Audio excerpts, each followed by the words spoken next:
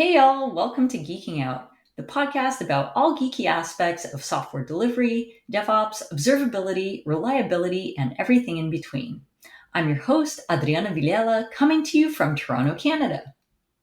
And geeking out with me today is Ana Margarita Medina, my fellow coworker of ServiceNow Cloud Observability. Welcome. Hello, pleasure to have me here. I guess we're both good to be here. Always nice to have you on as my fellow former On Call Me Maybe podcast co-host.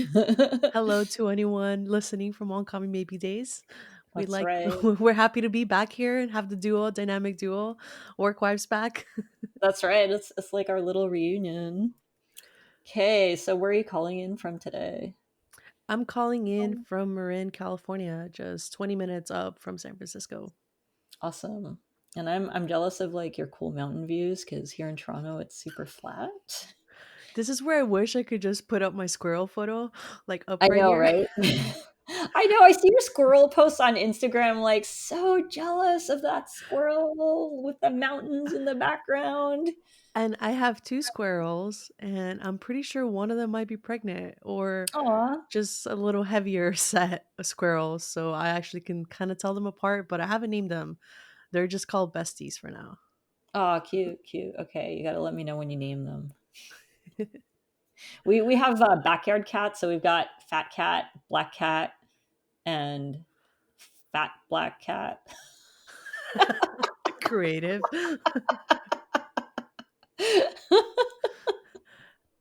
Yeah, super I feel creative. weird naming squirrels that don't belong to me, but I do see them like every other day and I'm feeding them at least once a week. So Aw, we do have some relationship. Like that's they right. actually are getting closer to me, and I don't know, I'm scared of them coming too close too. So Oh yeah, that's true. That's true. I always wonder how like similarly behaved squirrels are to rats as a rat owner. Um, I think I they're the look at same. squirrels with like with affection because except when they eat my bulbs, I get really mad. Like they were digging up my friggin' bulbs last last fall. Then we're not friends, but I do feel like they've got like the rat like qualities. Yeah, I've been staring at them and I've been starting to look at them a little bit more like rats as I like just don't see them on trips now. Like now they're like Yeah. cohabitating with me. And I'm Oh, like, so you guys cute. are just rats with gorgeous ass tails I that know, right? are more socially acceptable to like, Yeah, that's true. which is a bummer. I know people get really freaked out by the rat tails. Like I'll tell people, "Oh, I have rats," and either people will be like, "Oh my god, that's the best thing ever," or I'll get the "Ew, why do you have those street vermin as pets?" And usually, like Yeah. my mom, for example, could not stand the fact that we had rats because she grew up in Rio, and like they had like rats in the hallways of their apartment building. So it's like, no, what the hell are you doing? And people are like legit freaked out by their tails, and I'm like, oh, but they're so cute. I mean, I think it's one thing to have like a rat uninvited to your house and then Yeah, making it a pet, which is a little like weird because you don't know where it really came from. yeah, it's true. But when you're grabbing it from like a place where you're like, okay, this is a rat that I'm taking home, like I think by setting that intent of the way that it comes, it changes it up.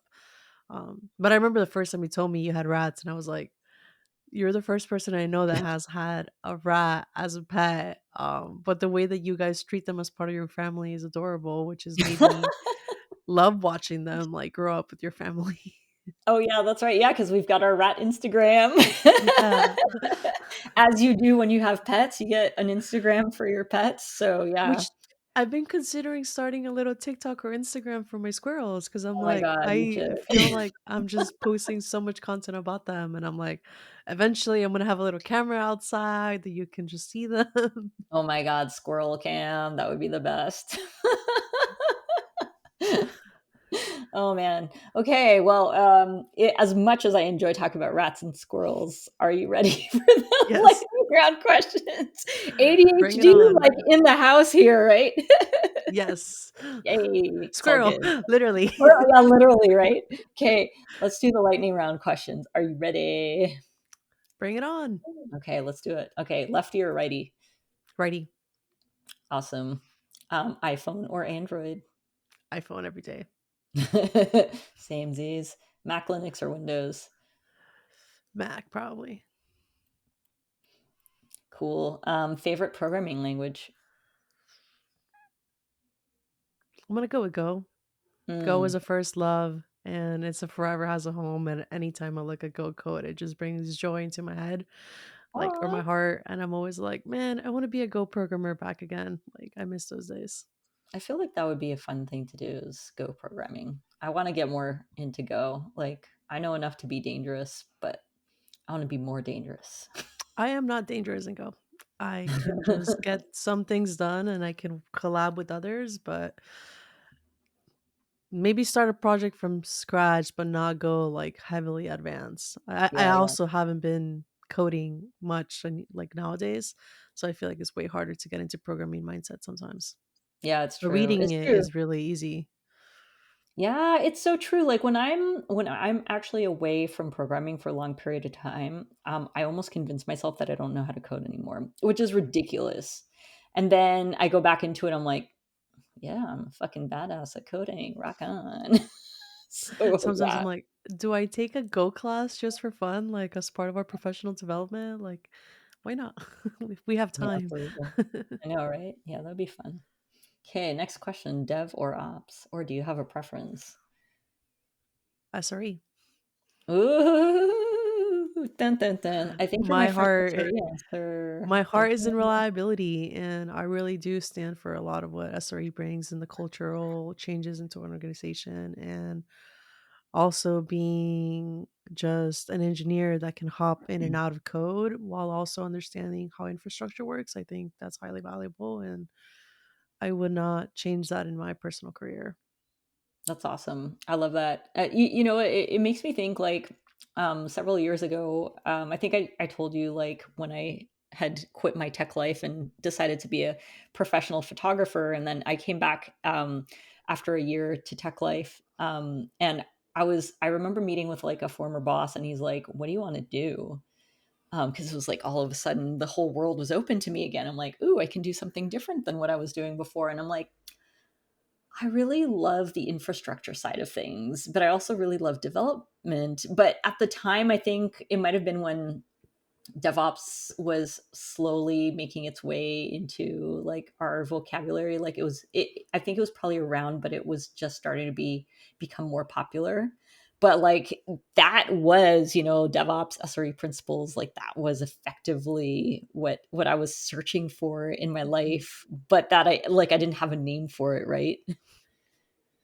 I wish I had a story like that. Like it makes sense where you're like, this is what I love doing, but there's no space for me.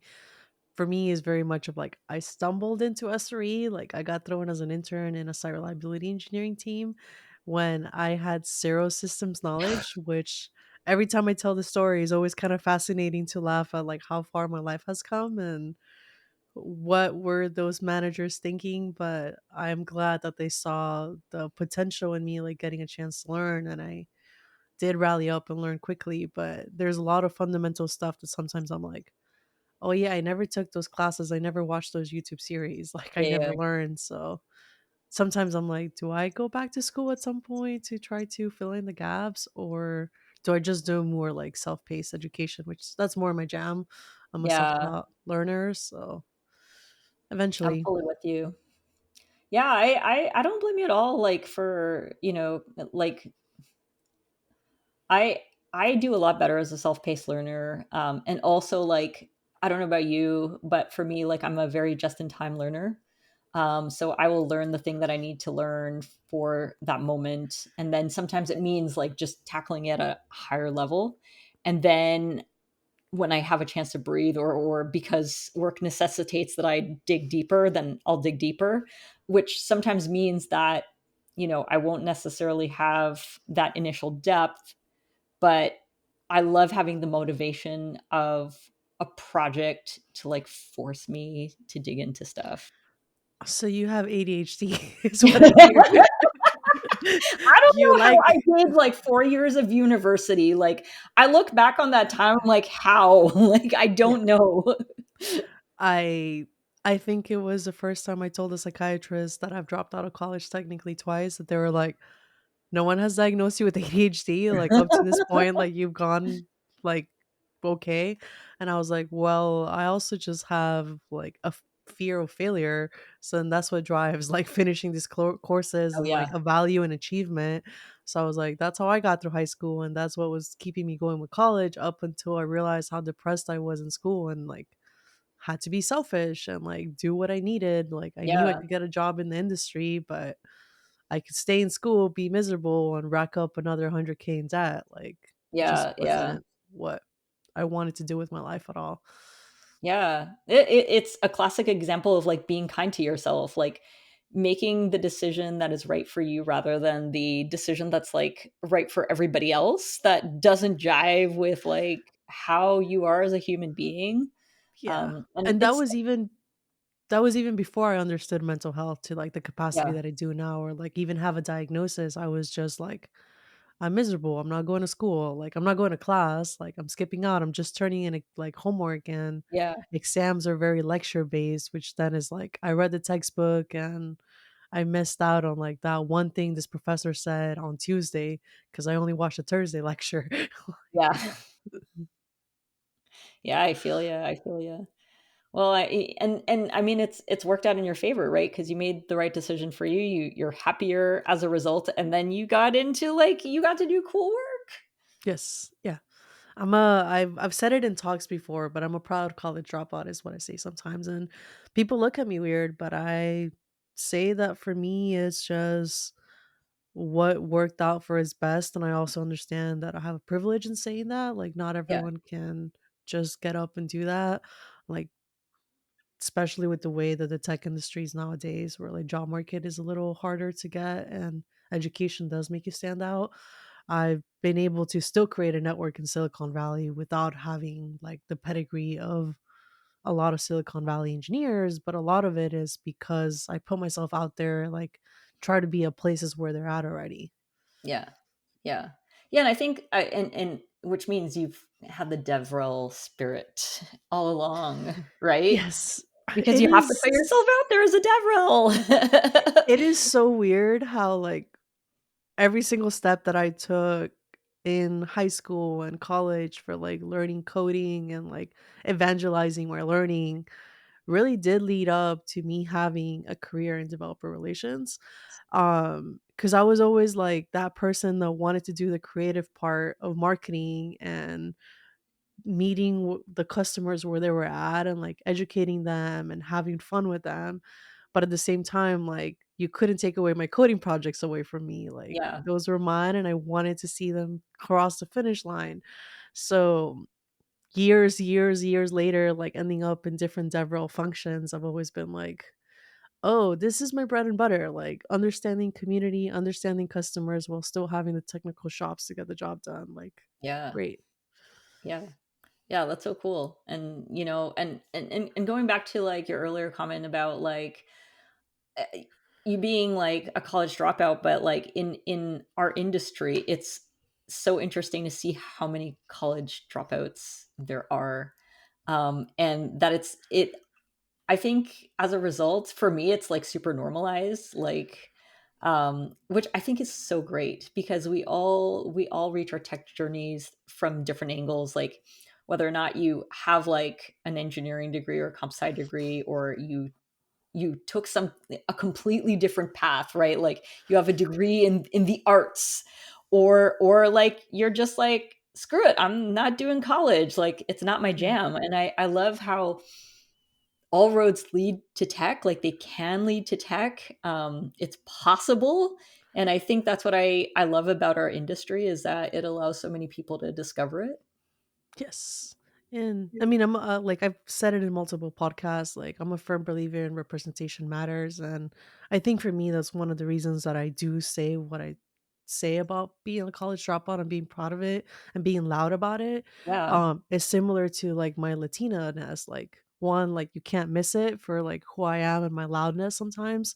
Not in the stereotypical Latina loudness, more of, like, being loud and proud and like, carrying you're my here. heritage with me. Yeah. Yeah, yeah, But I see it as, like, one, like it allows people without financial resources to go to college, that were not able to get the high school grades or like the SAT scores to be able to get into those Ivy League schools that they wanted to.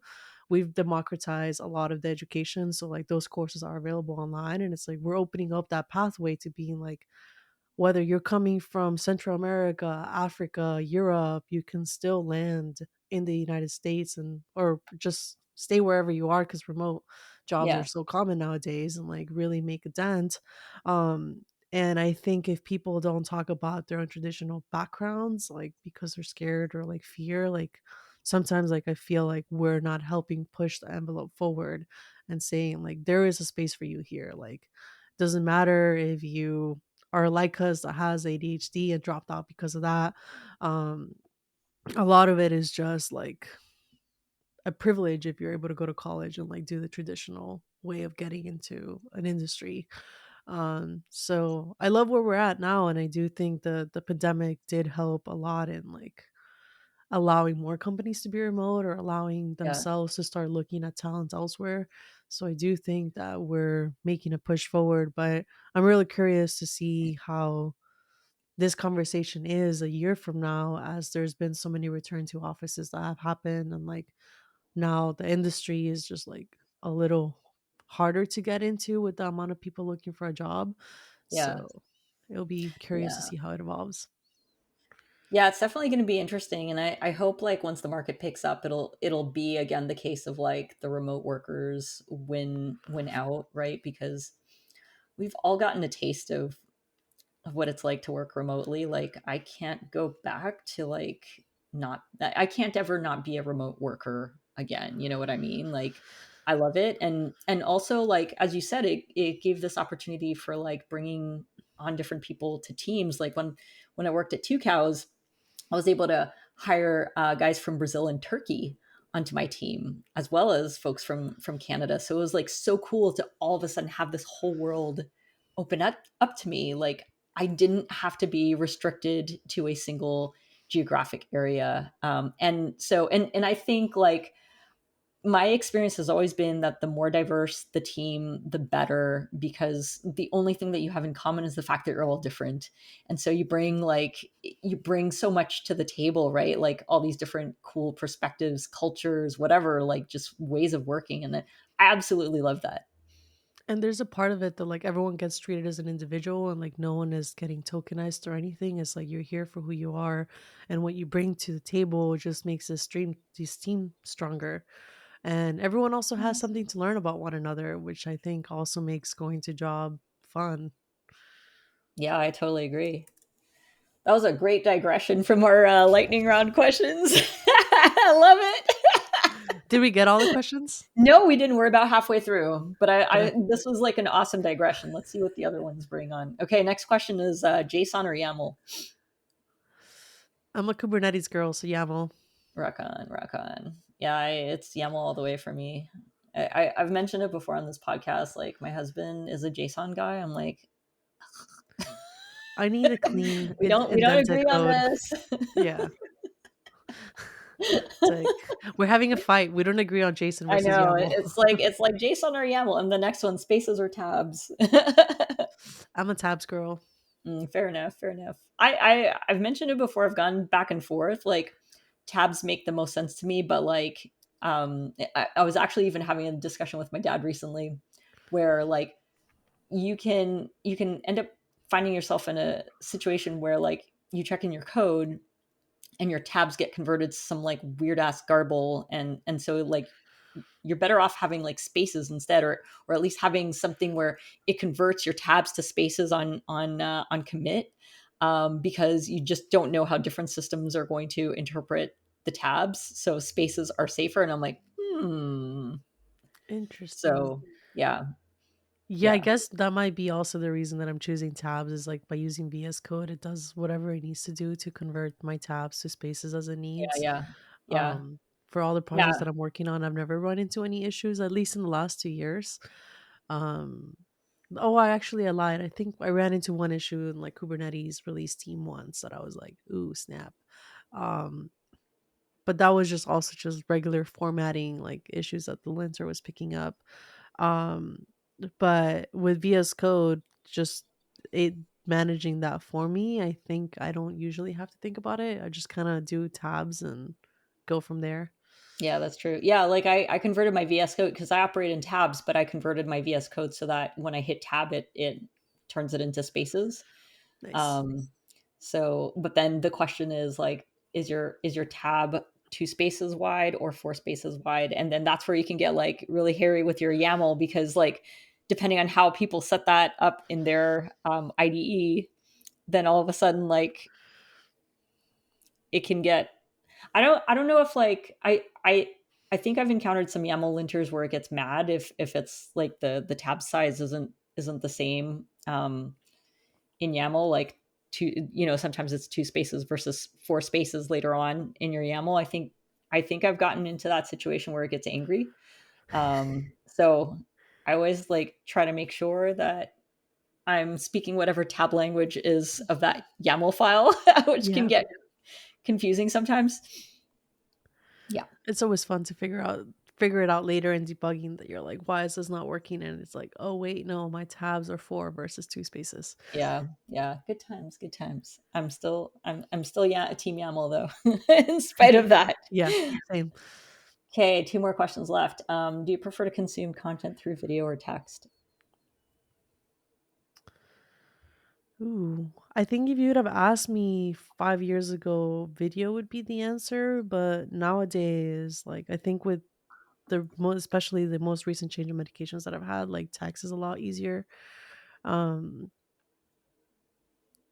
Especially for like I think it just depends on what it is that I'm trying to consume. Like I love watching talks for conferences, but when it comes to getting something done, like I'm so used to just reading tutorials and documentation that that's kind of what I'm going to prefer. Yeah, yeah, I feel you. I know, like scroll down to the ending to see does this thing like address the thing I want it to? Yeah. Which you don't have that luxury with videos, but yeah, I You do can't I do do command enjoy the find. occasional talk. Sorry? You can't do command find on videos for the most part. Yeah, exactly. I know that's my biggest beef, and I was actually talking to my daughter Hannah the other day, like because we'll sometimes send each other, actually all the time, send each other the Instagram reels, right? And and it's funny because I was telling her, I'm like, whenever someone sends me an Instagram reel, I cannot be bothered to turn up the volume. I actually have to read like I want to read just the subtitles. And so Yeah. when someone has a video without the subtitles, I'm like, I'm not gonna watch this. That is funny you say that because I think last week I caught myself doing the same thing where it's like I watch most of my Instagram and TikToks on mute. And I'm looking for all those captions, like my eyes are like going for text to watch, but I think that's also part of the AD, like at least for me, like Yes. my ADHD brain, like we need subtitles to watch a Yeah. TV show Yeah, yeah, kind of yeah, thing. totally. Whereas like I Yeah, need to follow along because if not, I'm gonna be thinking about lunch, I'm gonna be thinking about work, I'm gonna be thinking about the new friend that I just made last week. Like it's totally, totally. Yeah, like our TV is like permanently set to like captions on and if the captions get like turned off like on Amazon Prime or whatever, which that seems to happen a lot. I'm like, where the hell are the captions? Like, I it's need like who my changed this? captions. I'm like, who changed this? Yeah. So yes, I agree with you. Definitely very ADHD. It does. I agree with you. It very much like hones in my attention, and then I read faster than like the dialogue is moving on, and my husband's a slower reader, so he's like, I find it so annoying when you start laughing before they've delivered the line. Like, I can't help it. I'm sorry. Oh my god. I'm also the person that's doing the thing where like I watch a lot of TikToks by myself and sometimes I will listen to them with audio, especially at nighttime. I'll put on headphones and like it's part of like my calming nighttime routine. Yeah, yeah. But I'll watch every single TikTok on 2 times the speed.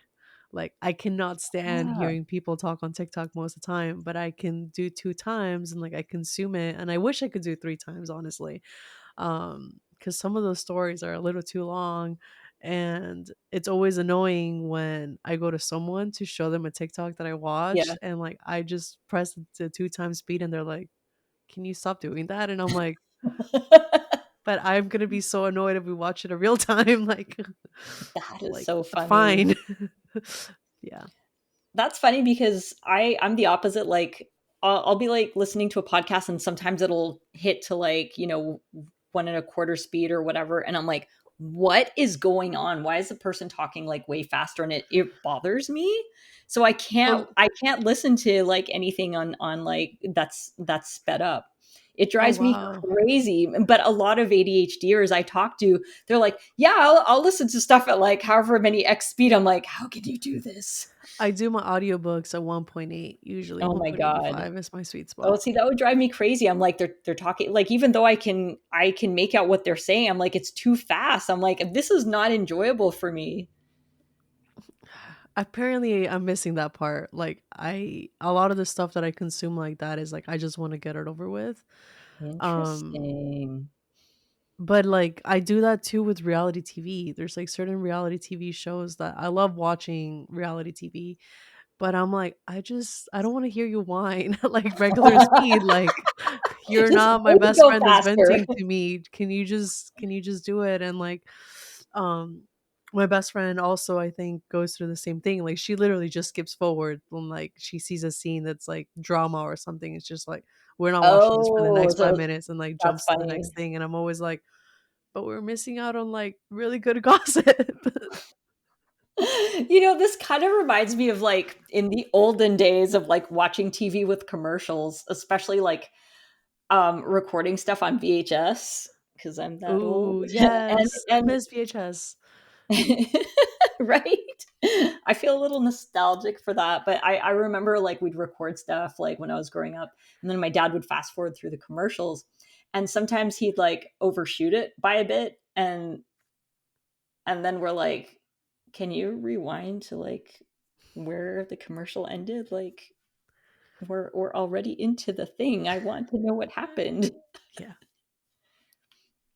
Anyway, yes, that's my digression. ADHD for the win. Okay, final question. Okay, what is your superpower? Probably having the coolest earrings. That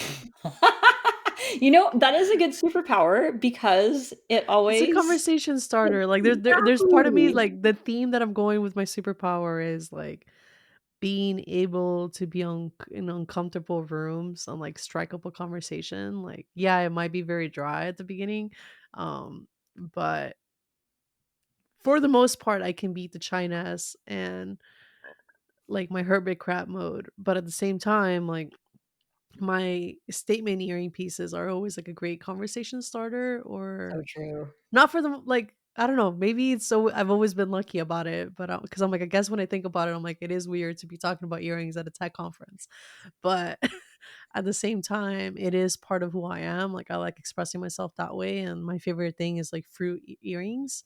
Yeah. So I think that might be my superpower, and I'm only thinking of that because I just picked up like three more fruit earring pieces this past weekend. Oh, awesome. For the record, I've always loved your earrings. I think my favorite ones of yours are either the Kubernetes ones that you always wear for KubeCon or your fuzzy ball earrings. I love the Those fuzzy are so balls. great. So I actually like I've been playing around with the idea of starting a jewelry shop. And Uh-huh. the reason that I want to start it is that I want to sell like pom pom earrings and then like figure out what other cute earring pieces I want to do. Um but yeah, the fuzzy balls are like hard to find sometimes and they Yeah, bring yeah, me a yeah. lot of joy. Like today I'm wearing papaya, which is I just like love it. another fun tropical fruit. And like I actually have papaya in my fridge right now, which is awesome. Papaya always brings me back to my childhood in Brazil because like I'd always be eating papaya at my grandma's house. So like and I'm the only one at home who likes papaya because like, my husband didn't grow up in the tropics and my daughter just thinks papaya looks weird.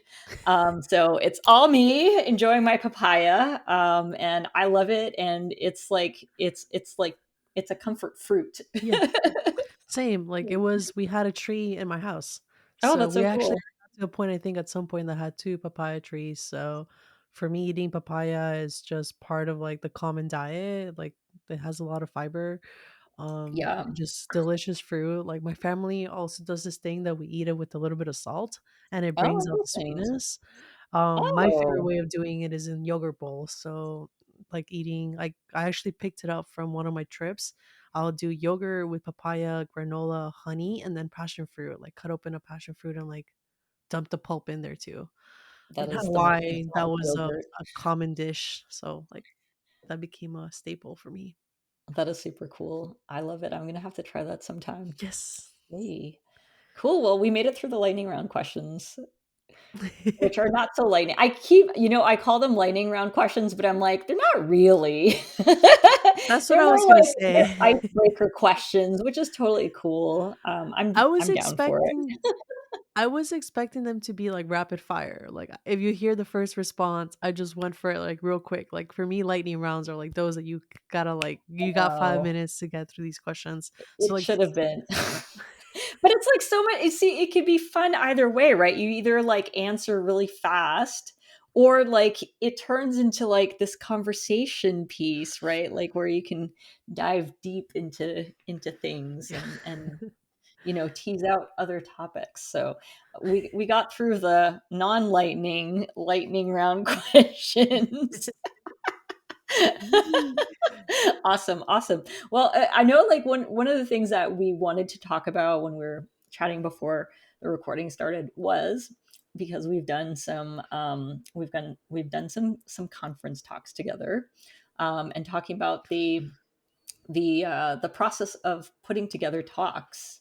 Yeah, so just like getting your thoughts on like putting together CFPs, writing solo talks versus partner talks. Yeah, so let's dig into that. yeah, I think writing talks has always been fun, and it also comes from like I started doing diversity inclusion talks. That's how I got started in public speaking. And then later was like, oh, I should do about technical content that I know, like, sorry, give about technical specifics that I work with. Um, and it's a very scary process at the beginning, like thinking about when I started public speaking to now. First, like when you're starting out, you don't necessarily always know like where to find conferences to speak at. Yeah, um so like trying to put it out there online that you want to give talks, a lot of people would start messaging you and tell you like, I have this conference or I have this virtual event, I have this webinar. So a lot of it is about putting yourself out there and letting people know that you are capable of giving talks. Sometimes like for first time speakers, like you might need to record the talks yourself, like do like record yourself, post it on YouTube, and be able yeah, to like link out to those. That's probably like one of the best tips that I can give anyone that's trying to break into public speaking. um just because a lot of folks, like, we don't mind having new speakers come onto our events, but we do need to know that you're capable of staying on topic for 25-30 minutes, and that you're also knowledgeable, that things make sense, and that you're coming well prepared with slides and content to share. But it's a I think for me, like, it's a very similar process of like writing a talk solo or writing one together. I start out by looking at the conference and like who are the type of people that are going to be there, the personas, understanding what are the themes that are going on for this year. Like, are we caring about scaling, sustainability? Are we caring about complex issues? Is this just like a local event that's having a need for technical topics? And then I usually start like spinning up a Google Doc. I grab the conference, I make little boxes for all the inputs I need to put in a call for papers. And I start throwing ideas like, I want to talk about squirrels. I want to talk about how camping makes me think of preparing to do a big software engineering project, like having all those requirements and like going out and like setting up tent and you set up the scaffolding. So just having these ideas, you start putting them on a document, and then I'll start making bullet points on those ideas or like link out to resources that I can leverage, and start being like, okay, if I was on the other side of the table, what type of talk would I want to accept, and what type of talk would I see in the schedule that I want to come to? yeah. Um And that's sometimes like when I come up with a witty title, that's kind of like the selling one. It's like, oh, okay, we're about to have fun with this one. Yeah, And I yeah. think in order to be a good public speaker, you need to have fun with what you're doing. You need to be able to not only craft that technical piece of content, but also when you're on stage, you need to be personable. People need to be able to like listen to your voice. Sometimes if they find you funny, like that really helps. Or if you're creative and you can have a really nice creative touch to your slides or finding the right gifts, movies to really craft that story. Like it's really about that storytelling piece sometimes. Um it comes about that way, and then from all those bullet points I start writing out like sentences with those ideas, and sometimes the sentences don't match up to the next one, but that's kind of what starts getting like the thoughts out there, and you start putting things in between to make it kind of flow. And you really want to be concise on your abstract that you're submitting. Like the been on various program committees and track chairs, and it's a lot to have to read to 100 to 300 proposals.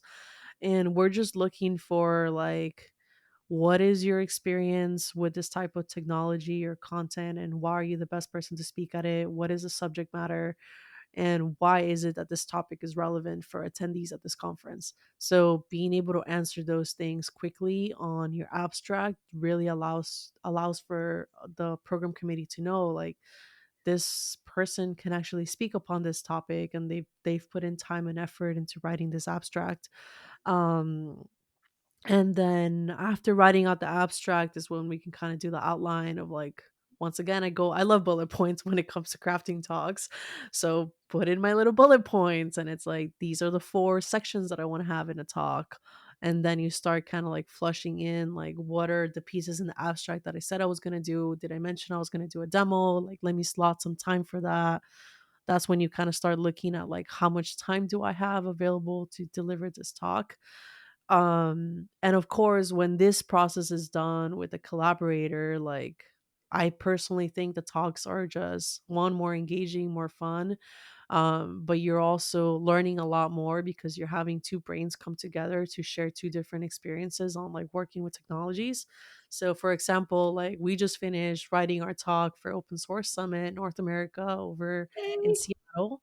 um Next and week. we're Yeah, next week. It's already here. Well, And when you're well, I listening guess to when this when this comes podcast, out, it'll day be like after. it'll be the week of Yes. this week at Open Source Summit. Yeah, but like this talk was a great example of like how collaborating on a talk went really well, and it was a lot of fun, where it was like, all right, we're talking about how we're going to make the developer onboarding process better, and we're going to do that by leveraging platform engineering. But like, let's trace back on like our prior experiences that we've had working at different shops, understanding how great or terrible that experience was, and like how can we take those learnings, show them to attendees, but also really share the story of like, we want to inspire you to make it better. Like, let me give you some ideas on doing so. um and you kind of get to like leverage like strengths and weakness like early on, where you're just like, oh, I'm really good at like understanding the onboarding experiences, but when it comes to understanding what goes into a developer image, like, I mean, that's actually a really basic example. But like there's certain parts of like when you're building out the talk that you can say like, this section is not going to be my strength. Take a Yeah, yeah. first stab at it, and I'll come and I'll do the second part at it. But while you do that, I'm going to be working on this other piece of it. Um and I felt like with this one we tag team really well. Like I got started on slides early on when you were like crafting out like research of the topics we were going to talk about, and then it was Mm, like, all right, like let me grab that little outline you put together yesterday, I'm going to put it in the new slides, and like then we can start putting all the pieces together. um and then comes the fun part of finding images that go with the content, finalizing the so much fun. slides, and like, this is verbose, we only have 20 minutes, we can't talk about this. And then it's fun when it comes to crunch time, and you kind of need to like do the first dry runs and like really nail down timing. And like really allow each other's like voice to come out in the slides, like as you write out those speaker Yeah. notes of like, this is how I feel about it, and this is the slides I'm going to be really passionate about, or these are the ones that I want to say a joke about, or like share a personal story on. um So it's a lot of fun. Yeah, and I think you put it so well, and there's like so many things to unpack there. One of the things that I wanted to talk about, because like for me, when I got into this DevRel role, I'd done a bit of talking, like mostly like I think my last talks had been in like 2019 for a couple of local meetups, and so I wanted to put myself out there more for doing more talks. And I'll admit, like, I didn't really know what I was doing when I was submitting CFPs initially. And like your guidance really helped because you'd done this for a while, so you knew kind of like the things that make for an enticing CFP. But it was interesting because getting those first few rejections, like it really hurt. And at first I'm like, oh my god, like I suck. But you realize, first of all, maybe I might have sucked in the beginning, true. But sometimes it's a case of like you don't suck. It's just there's a lot of really good stuff out there. And I think like having been on a few program committees, like both you and I were on program committees, different program committees for KubeCons, um, like understanding, like putting the hat of like as someone who's selecting talks, this is what I would think is interesting, and this is what makes other people stand out. I think putting that hat on in a lot of ways makes you a better CFP writer, because then you're like, oh yeah, of course these are the things that I'd be looking for, but also like being okay with the rejection. And I think what you said, like putting talks out on YouTube, like if you get rejected, write the talk anyway, whatever, like put it Yeah. out there, put the ideas out. The other piece of advice that I gave to people is like get yourself in meetups. Like it is a lower barrier to entry because meetups are always looking for speakers anyway. So this is such a great way to just build up your talking chops, and then you can like publicize it on the socials, right? Like, hey, I Mhm. spoke at this meetup. And then the more you put yourself out there and then talk about it, you have to like share with the community that you're doing these talks, because then it leads to other people like singling you Mhm. out, as you mentioned, like, oh hey, we're having this like whatever online event, we're looking for people. Like I remember you were saying it was Conf 42 had reached out to you for some stuff earlier in the year, and it was because like Yeah. you had your speaking chops. So the more you put yourself out there, the better, right? Yeah, getting a chance to constantly share like your expertise in a topic really does get you the next opportunities.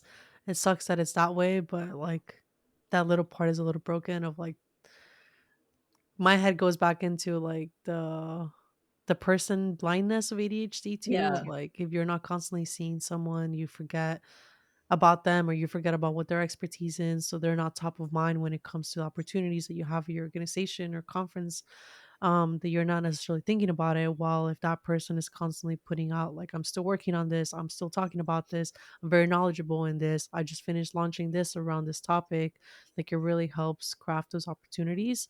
But I do love what you said about meetups, and like we also get to look at the time of the pandemic as like it allowed for a lot of online like it allowed for various online communities to be created and be yeah, fostered. And we used to say like start local of like when you want to start public speaking, but start online if you don't know of any. yeah, Like there are so many meetups that are happening online. You can always go to meetup.com or go on Twitter and like look up your city, look up your topics, and leverage like those type of resources to find something that you can speak at. And of course if you're able to, like putting it out there of like, hey, I'm a new speaker and I would like to talk about open telemetry reliability and incident response. Someone out there might be able to like reshare that LinkedIn post, a Twitter post, and like it will land on the right homepage for someone. yeah, yeah, so true. It makes such a difference. And the more you promote yourself, um, the better. It's funny because promoting yourself can feel like I've talked to a couple of people about this. Like it feels weird, right? It's like, look at me, look at what I'm doing. But it's like, if you don't, no one else is going to, unless they're like super fans of your work, but they won't become super fans of your work unless you promote yourself. So get out there, get out there. It's funny you say that one because that's actually the one that I feel like my muscle that is not as strong anymore. Like I think past job, it was a little easier since it was a topic that less people were talking about, chaos Yeah. engineering. And I guess observability is still not like a topic that everyone's talking about, but there's definitely a little bit more content out there. More folks are talking about it. And I always felt like I struggled promoting myself in the observability space because it was like, oh, but I'm not one of the best at this space. So, like, let me not share about it. But it's only hurting me at the end of the day on not doing so. So, like, it's still on like my to do list to pick up like a better way to socialize a lot of the last things that I've done or upcoming work. So it was actually really it's always been really awesome to see the way that you have it set up with Buffer of like scheduling out all your posts for all the work that you're constantly doing. Like I remember when you had just gotten started in this and I was like, "Hey, if you want to do it right, this is how you do it." So Yeah, yeah. I'm glad my advice works for folks. I just need to be the one that practices this sometimes.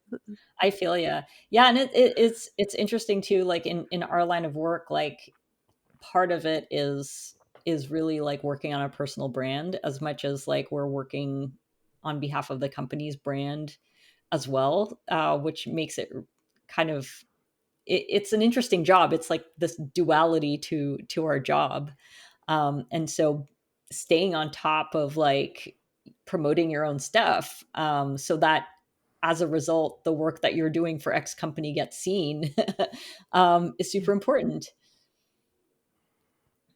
Yeah, it's The always other, it's a weird balance of like I'm getting paid to grow the company's brand, but at the same time, like many people won't listen to the company's brand, but they'll listen to employees of that brand. yeah, So you kind of have to strike a balance of like, let me not be someone that's just doing sales pitches on yeah, stage and at the same time just talk about the technology that empowers some of the solutions or some of the advantages and benefits doing some of this work does and kind of keep that vendor part out of it.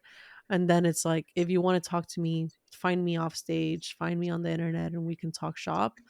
But I think there's like as I see people starting out sometimes, like that's a part that they struggle with of like, oh, I'm very eager about my job and I want to make sure I put my best foot forward. But at the same time, like you can still do that by not putting branding and vendor stuff all over the place. yeah, Um so it's always interesting to watch that. And yeah, if you're not constantly curating your personal brand, like it's hard for people to connect with you or like find you like back to the point of like continuing to find you relevant or like keep you in mind like early on. yeah, yeah. I totally agree. And it's the slippery slope what you were saying, with our line of work, because like we're not we're not part of sales. Um, so, but our job is to get people excited about technology, and if it brings people to the brand that we're working for, then awesome. But really, we want to get people excited for the technology and then to ask the follow-up questions. I'm not here, like that's not my job to sell you on the product. Yeah. That is my job to like connect you with cool technology and connect you with other people in the space. And it's almost like, and I think like we're lucky too, and working in open telemetry specifically, that we get to work with we get to work with quote unquote frenemies, if you will, because like we're working with competitors, but we all have the same ultimate goal of getting people jazzed about open telemetry. And so we all do work that benefits each other, which is very cool. I love it. Yeah. Yeah, it's like getting a chance to still have friends even though they're working at competitors is just really neat. Yeah. Whereas like just because you and I are not carrying the same logo does not mean that we could not have like a working relationship together and collaborate on like making the ecosystem better, making documentation better, making getting started experience better. Like I guess this is a plug for the Get Started Open Telemetry survey that we just created at Oh KubeCon, yeah. where it's like ServiceNow, Cloud Observability, New Relic, DevRels like came together, and it's like, well, we know that getting started in this topic can be very daunting for some folks. And some people need more hand holding than others. But what does that look like?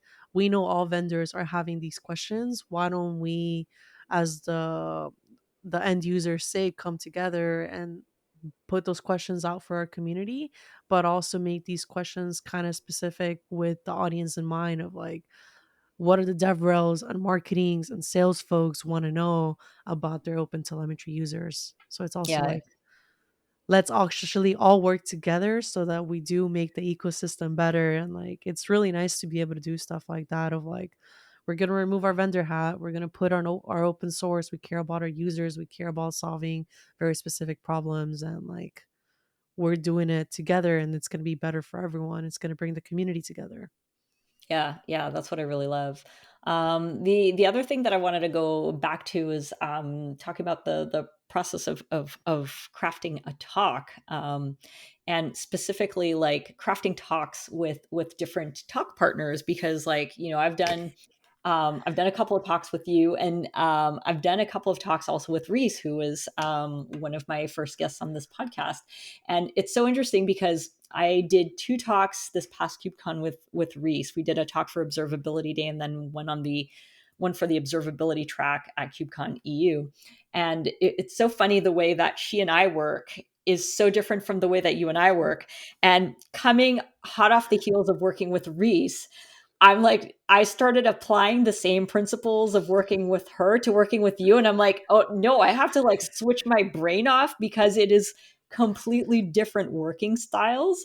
Because like when I worked with Reese, like our main goal was like, let's write a blog post to organize our thoughts first and get that mostly locked in before putting together the slides. And but working with you, it's like we're kind of dipping into both a little bit, right? Like the Yeah. blog post was our initial basis, and then I had started working on that on the flight home from KubeCon, and then I ended up scrapping like most of what I had written, which is fine. Like it's the creative process, in favor of like, you know what, let's have like a proper brainstorm session, create an outline, and then we ended up throwing a bunch of stuff on slides. And then, oh, we wrote the speaker notes for the slides. That goes into the blog post now. Like it It's was a like, very it was organized chaos. Yes, it was a very iterative and like that's the nice thing about online collaboration tools is that you can kind of dip back and forth on like I'm going to do this part of it and you can work on something else. But I'm very much like I don't know if it's like my visual learner aspect of it that like my brain is able to analyze the content better when it's spaced out in slides. That's Yeah. why like one of the first things I did was like put the outline together and once I see the outline I can see like kind of like a sandwich. Once I see like the breads, I can start putting condiments and I can Yeah. start Yeah. putting in like protein and dairy. But if I don't see the bread, I'm not gonna think about making a sandwich. Yeah, yeah, yeah. I feel you. I feel you. Yeah, and yeah, that definitely helped us a lot. The other thing that I wanted to mention is like, making talks fun, because for me, as an ADHDer, I have a really hard time concentrating on talks. I would actually rather watch a talk like on YouTube after the fact and spend my conference time like on the hallway track, making connections with people, because it's so much more engaging for me. So for me to like be able to sit through a talk at a conference, it has to be like really engaging. So for me, I always make it a point of ensuring that whatever talk I'm doing has to have like some fun sort of like engagement, whether it's through the slides, whether it's like the energy that I bring, fun t-shirts like our one for Chicago, CubeCon Llamas. CubeCon North America in Chicago last November. Yeah, we did another talk on platform engineering, and we made like these t-shirts with llamas, and we played different personas, and our slides had llamas, and it was amazing. I'm 100% agree with you. Like I think about just dry talks that I've been to and I try to be the complete opposite of like I don't want a white background with like a blue border that just gives me dense and like walls of text here and there, Yes. architecture diagrams that have zero animations or color to them. Like, let me strive to be the complete opposite of that. And I think that's what's made me love DevRel. Like, I get to leverage my creative side and I get to like leverage my analytical tech shops at the same time. So when it comes to crafting those talks together is like I want a fun slides. I want there to be gifs to break up like the shoppy content or like to grab like your attention again cuz I know you're not going to be paying attention to me for 30 minutes. You're going to be coming in and out. You're going to check your phone. You're going to be thinking about lunch. You're going to be thinking about what the afternoon plans hold. Um, and I still want to continue like giving you this expertise that I know and this knowledge, but I also have to understand that we're humans, and like the pandemic did that part where like our attention spans got a little more dainted, and like they're just not as sharp as they used to be. So can I use other things, other fun creative outlets to bring your attention back? So I know for our talks we create Dali or like just AI generated images for our slides, and they're very fun out of context. Like if you follow So us on social great. media, we just shared some otters wearing cowboy hats and bandanas hanging out in the Yep. wild, wild west while holding laptops. Like, Yep. Yep. wouldn't that make you want to come to a talk? I hope it does. Exactly. Yeah. But Yeah. it's really about like let me show you something visually, let me catch your attention again. So sometimes like it's even making that announcement of like, if you're not paying attention to my talk, this is that 1 or 2 minutes where I'm going to give you a spiel that is like literally probably what you came here for, of like how this implementation worked out, or which organizations are doing this, what case studies that we have around it. Or let me show you the demo. Like sometimes demos are like that part that is the reason that engineers come to our talks. Like they really Yeah. want to see the technical shops, and they really want to see things work together, that aha moment together. um and then is also like giving you more resources to take home too. Like I think that's one of my like things that I love putting in every single talk, whereas like I didn't craft all this knowledge by myself. Like I've talked to other people about it, I've like read things on it. So let me share that part of my knowledge with you, of like where to go to learn more, but also with the understanding that a lot of people just can't pay attention in talks, but they can go read a 20-page paper on a really cool topic and nerd out. So that's also another way that by coming to my talk, I still give you that learning opportunity. Like it might not be my talk that gets you to learn, but that survey might get you to learn something new. Yeah, yeah. It becomes the gateway to Yeah, to further knowledge. That's awesome. Well, we are coming up on time. I could talk about this forever and ever and ever. I same. will say though, if you're in Seattle, the week of the 14, 15. 15th, 14th, 15th. Yeah. If you're in Seattle that week, and are at Open Source Summit, come see us, come see our talk. We have an otter theme for our slides this time around. We had lots of fun making them. I can't tell you how many times I laughed at the images that you generated with your prompts. It was so much fun. So much fun. I I will never I'm not use honestly, Dolly for slides again. every once in a while I consider putting prompt engineer on my LinkedIn title just for funsies. Oh my god. I feel like that could be legit. That's awesome.